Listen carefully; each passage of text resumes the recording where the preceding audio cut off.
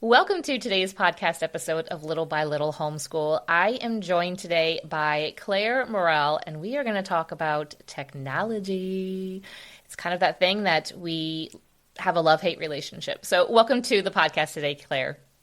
Thanks so much for having me. Yeah, I'm excited about this topic. Sometimes it's something that we don't want to talk about. Sometimes it's like if we just ignore it, but we can't ignore this any longer. So can you start off today with just sharing a little bit about who you are, and so we can get to know you a bit better? Yeah, no, thanks for asking. So first and foremost, I'm a mom. I have 3 young children who are almost 5, 3, and then 16 months. My husband and I, we live with our children in Washington, D.C. We're on Capitol Hill. My husband is a pastor, so we are in pastoral ministry as a family.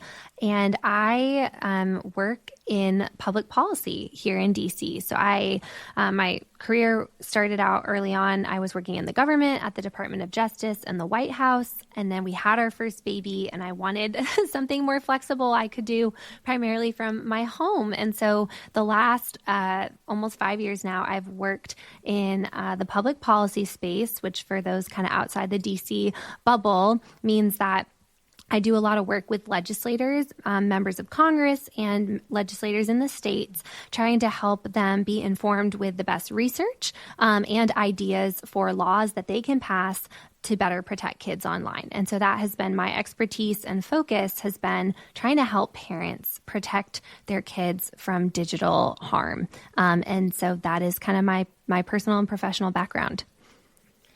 Well, that's neat how you started off with something and then you had kids, and then how this has really become, I know we were talking before just about technology just was thrown out there and we just assumed everything was okay. And now there's enough evidence that we really need to be careful and cautious about it. So I do think it's pretty safe to say that most parents listening to this episode, they know that there's concerns and dangers of technology in their children.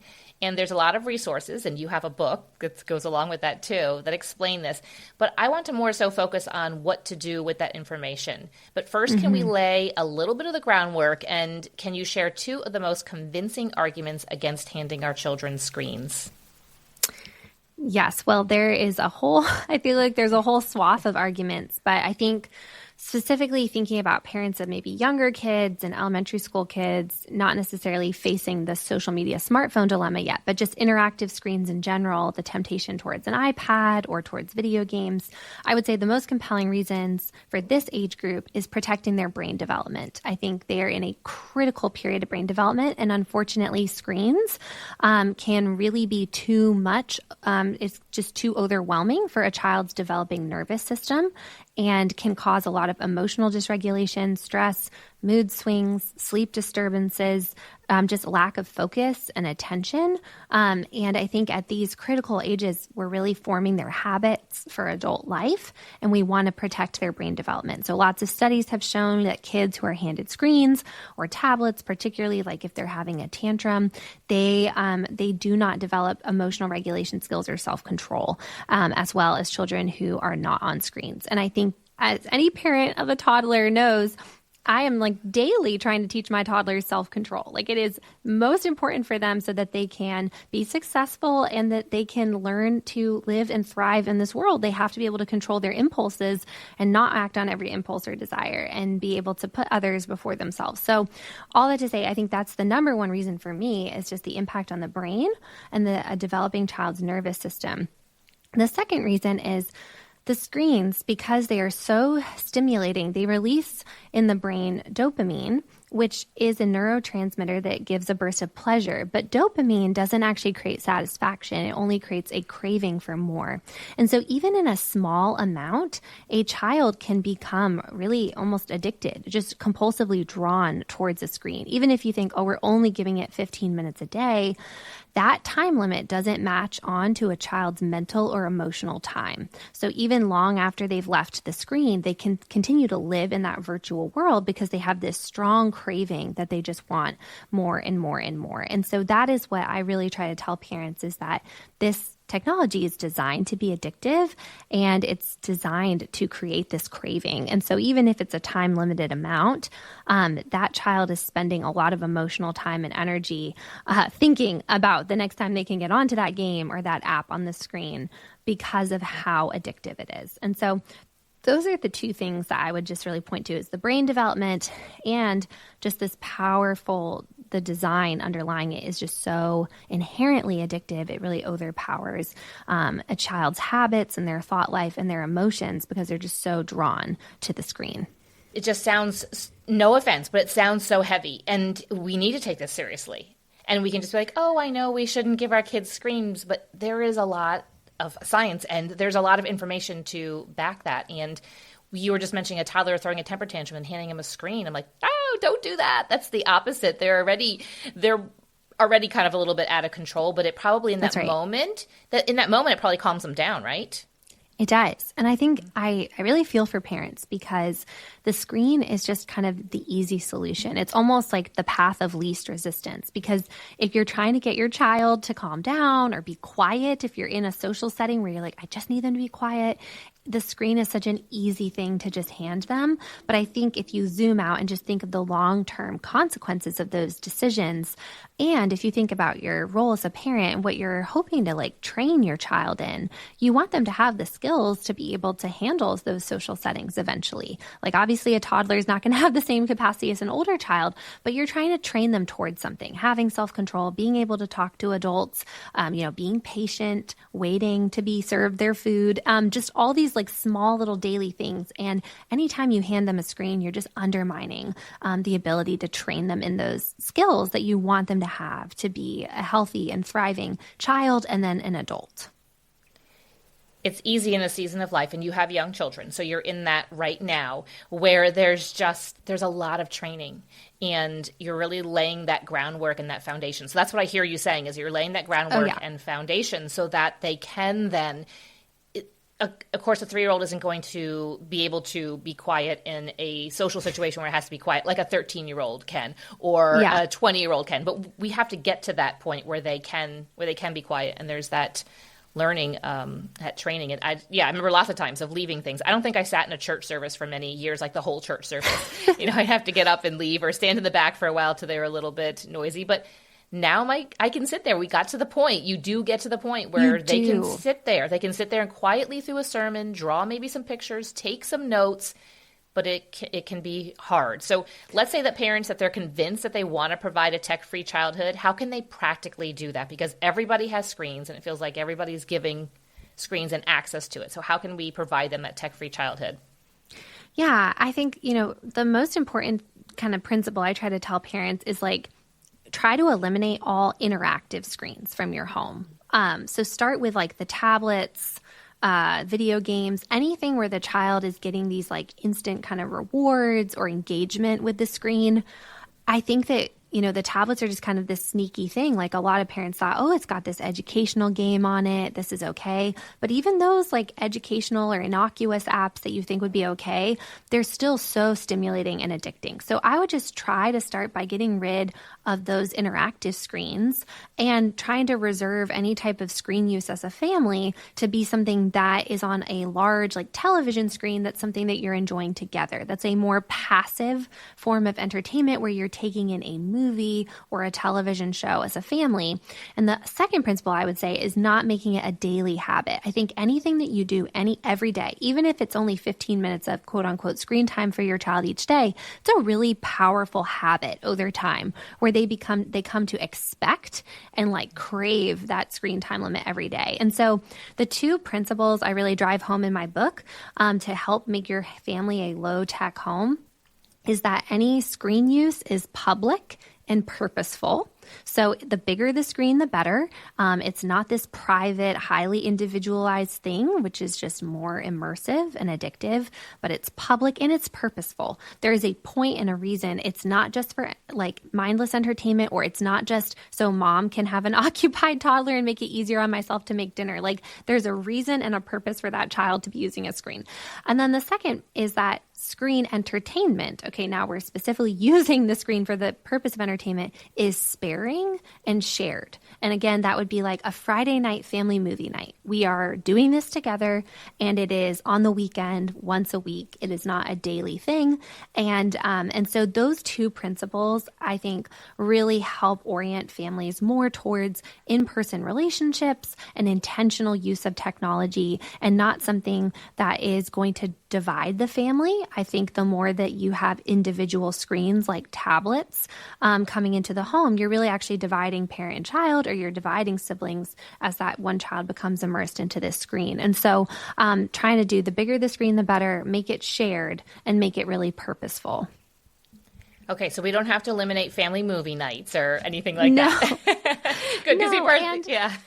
And I also tell parents, like, listen, I understand, it's just that screens should be the exception, not the rule. If you are on an, 10-hour plane ride and you're like, okay, this is a time where we are going to let, our children watch something. And we're not going to start with the screen. We're going to start with all the other non-screen activities we brought first and try to burn through those. But as a last resort, a 10-hour plane ride, that doesn't happen very often. Allowing them to watch a screen on that type of occasion is okay. And so I think it's more just, in my book, I really try to explain that I think that the bigger issue has been that parents have tried to mitigate the harms to screens with daily screen time limits.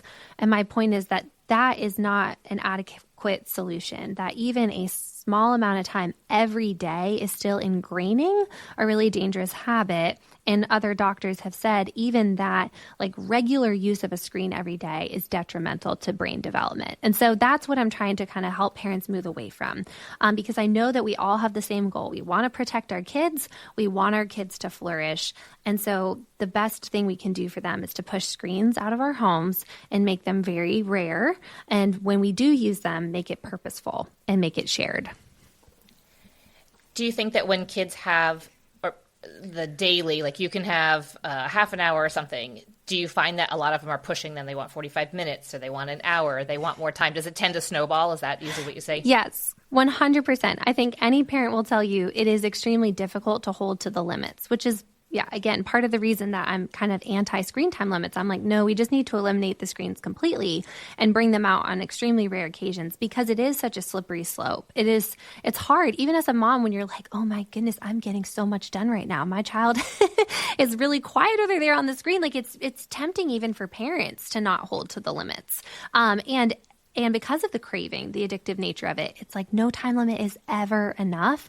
And what I've seen more often than not, basically every family I've talked to has tried to do the screen time limit thing says it creates constant conflict in the parent-child relationship. It becomes this thing that they're always battling over. And the parents are like, I am just exhausted. I'm exhausted fighting this battle every day. And so it's like, stop fighting the battle. Just kick the screen out of the house. Yeah, that constant kind of battle. But so maybe there's a mom that's listening, and she wants to pull back from the screens. This has been something they've been doing, maybe the daily screens. They've been doing whatever it is that they've been doing. And she said, I want to kind of pull back from what we've become accustomed to. How can they practically do that? What are some first steps she can take?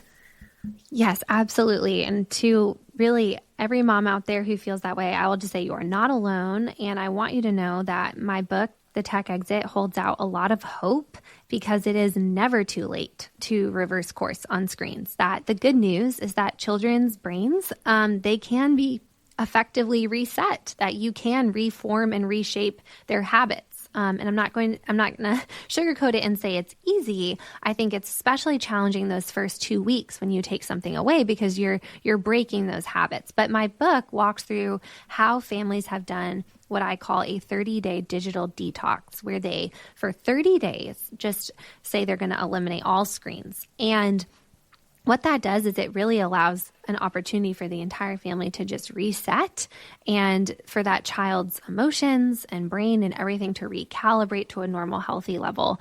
And then that really allows you to then start doing this over the long term.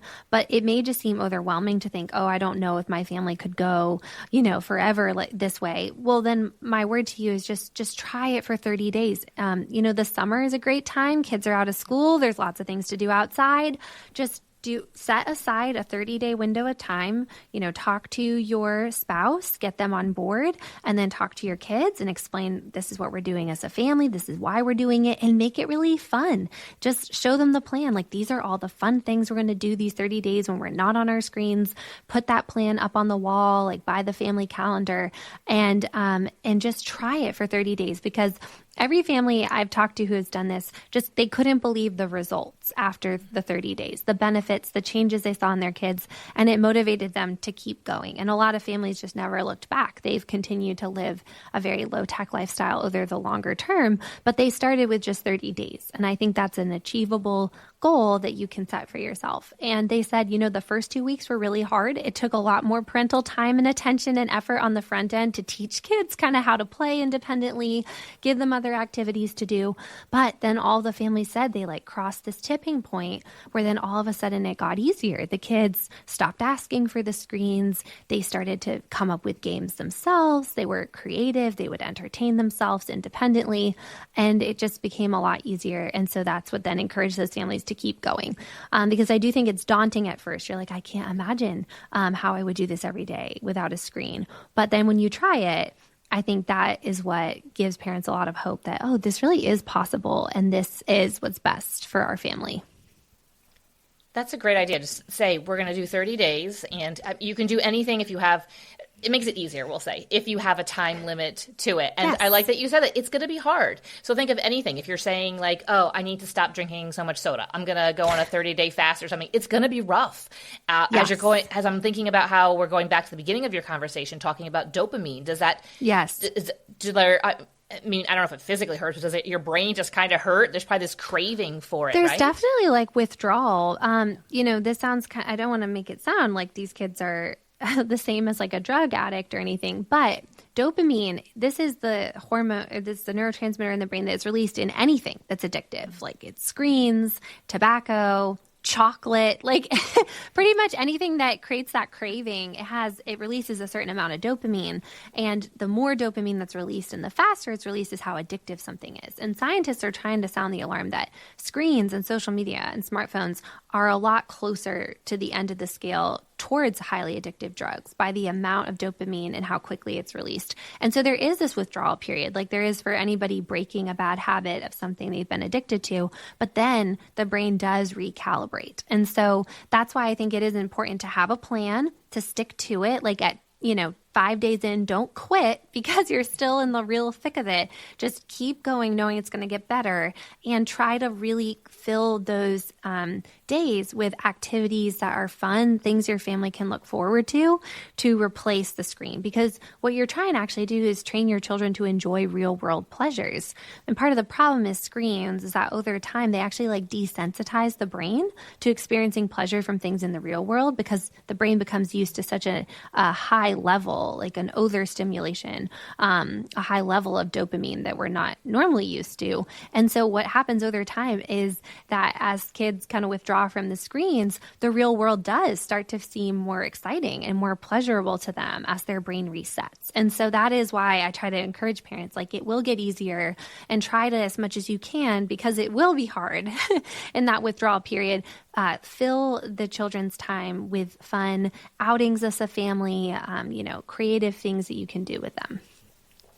And it's our job as parents to recognize this. The kids aren't going to know why they're feeling. They can't probably articulate. They can't, depending upon their age, they probably don't know why they're feeling like they're doing. So this is really good information so that moms and dads know that just push through and get to that 30 days and then be able to make a decision. It's just like with any maybe bad habit or something that you want to change in your life for the better, that it gets a little bit rough.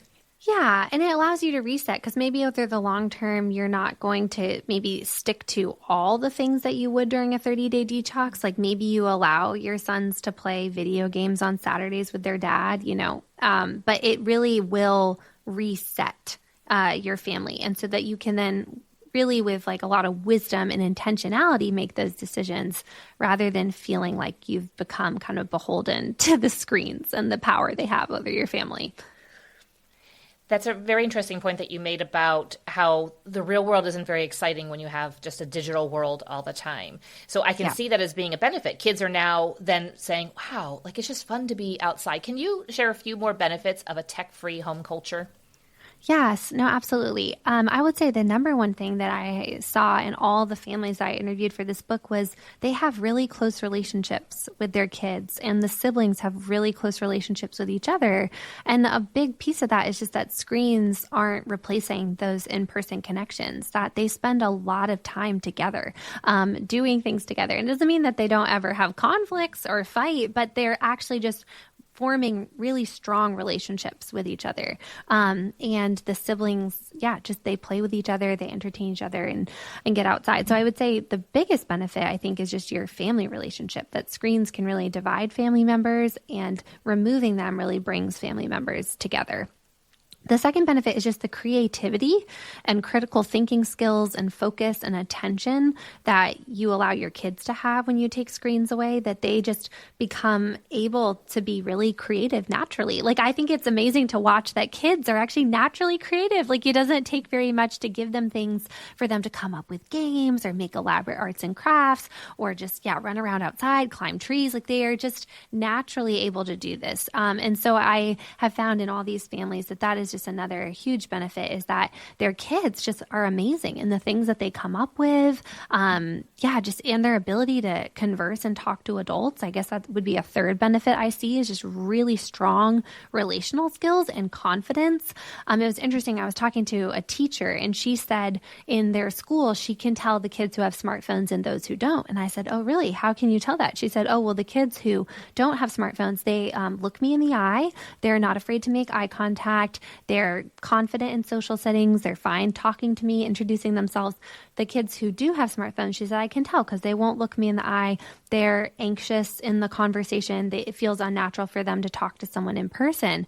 And so I think that you're really protecting kids' ability to develop strong relational skills by not having them be on screens all the time. So those are just a couple of the benefits, I would say, is just allowing children's natural imagination and creativity to take over. And you're also going to be setting them up for more academic success, because the more that they're off screens, they're able to actually like read real books and grow their attention spans and their ability to focus and solve problems. And so I think just in every kind of category, if it's relational, family life, creativity, academic skills, in all these ways, removing the screens is really going to enhance those giftings and skills that we want for our kids. Sounds like those kids are thriving, and I love that description of them. That's what we want. That's what all homeschool moms want. That's how we want our kids to feel on a daily basis, and that's what we want them to grow up to become and to be competent in so many areas. So you mentioned your book. Can you share, where can the listener get your book? Where can they connect with you? Where can we send them? Yes, no, thank you. So you can find out more about my book. You can order it at thetechexit.com. I also have a couple of resources on there for parents to accompany the book. So you can order the book, and you'll also find there a discussion guide, because I think it's really powerful. There's strength in numbers. If you find other parents, if you can create a small community to kind of commit to doing this together. And so I wrote a discussion guide so that parents can actually read and discuss the book together in like a book study or book group. And so that is on the website, as well as a practical tip sheet. I know we're parents and we're busy, and we don't always have the time and energy to think of new activities or ideas to entertain our kids. And so I have a whole list. If you do a digital detox, I have a whole list of activities, especially for the summer, for really every age range of kid, as just some screen-free options for your family. And so that's all on thetechexit.com. I also have a Substack, claremorell.substack.com, where I post articles and resources for parents. I both post related to policy efforts that I'm working on, but then also really practical things for parents in their own family lives. And I'm also on Twitter at Clare Morell EPPC. If you're on Twitter, I will post updates there when I have new things come out. So you can follow me all of those places. Thank you. Lots of great resources so that we can feel like we aren't alone in this, and that we don't have to do it alone, like that there's already a path laid out. So thank you That's for the exactly book, right. and for those resources, and getting others, especially when your kids can feel like, oh, we're the only ones without these screens, without phones and stuff like that. Get your friends in on this too, and your siblings, that your kids, nieces, or cousins are on the same path too. So that's fantastic. I will put the link for all of that in the show notes, so I encourage you, listener, to go ahead and check those out. So thank you for joining me today, Claire. Thank you so much for having me, Lee. I loved our conversation. Thank you so much for listening to today's episode. If it was just what you needed to hear, would you do me a favor and share it with a friend? And if you would like to connect more, social media links and more are in the show notes just for you. I promise to see you back here real soon.